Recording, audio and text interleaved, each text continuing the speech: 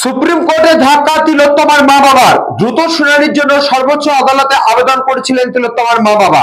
কার্যত সেই আবেদন খারিজ করে দেওয়া হলো। পরবর্তী শুনানি 17 মার্চ। তিলোত্তমা হত্যা মামলার প্রধান অভিযুক্ত সঞ্জয়ের সাজা পরিবর্তনের আবেদনের অধিকার রাজ্যের নেই, সিবিআই এর এই আবেদনের অধিকার আছে। তাই সিবিআই এর আবেদনের মামলার ও শুনানি হবে। আরজি কাণ্ডে দোষী সঞ্জয়ের ফাঁসি চেয়ে আদালতে রাজ্যের আবেদনের গ্রহণযোগ্যতা রয়েছে কিনা তা নিয়ে রায়দান করলেন বিচারপতি দেবাংশু বসাকের ডিভিশন বেঞ্চ। হাইকোর্টের ডিভিশন বেঞ্চে মামলাটা ছিল। মামলাটা পুরো 2 দিন ধরে শোনা হয়েছে এবং শুনে উনি টাইম দিয়েছিলেন রায় দেওয়ার। গতকাল আজই রায় দিয়েছেন এবং যে রায় সঠিক রায় মনে করো বিচারকরা যে সিদ্ধান্ত নেবেন সেটা সঠিক বলেই মনে করতে হবে এবং সেটা রাজ্যের পক্ষে যায়নি।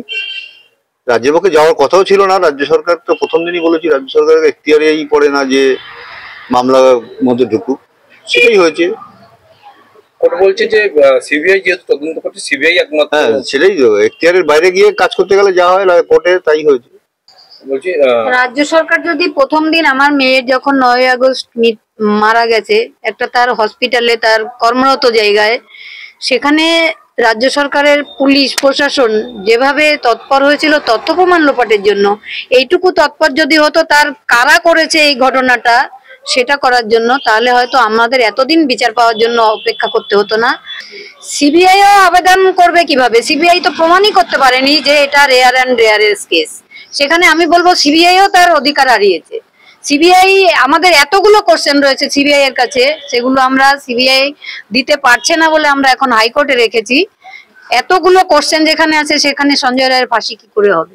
আমরা হাইকোর্টে অ্যাপিল করেছিলাম। হাইকোর্টের বিচারপতি মাননীয় তীর্থঙ্কর জজ সাহেব বলেছিলেন যে সুপ্রিম কোর্ট যেহেতু সুমোটো নিয়েছিল, সুপ্রিম কোর্ট থেকে ক্লিয়ারেন্সটা আনতে হবে। সেই ক্লিয়ারেন্সটা আনার জন্যই আমরা সুপ্রিম কোর্টের দ্বারস্থ হয়েছিলাম, কিন্তু ওনারা 17 মার্চের আগে আর শুনতে রাজি নন।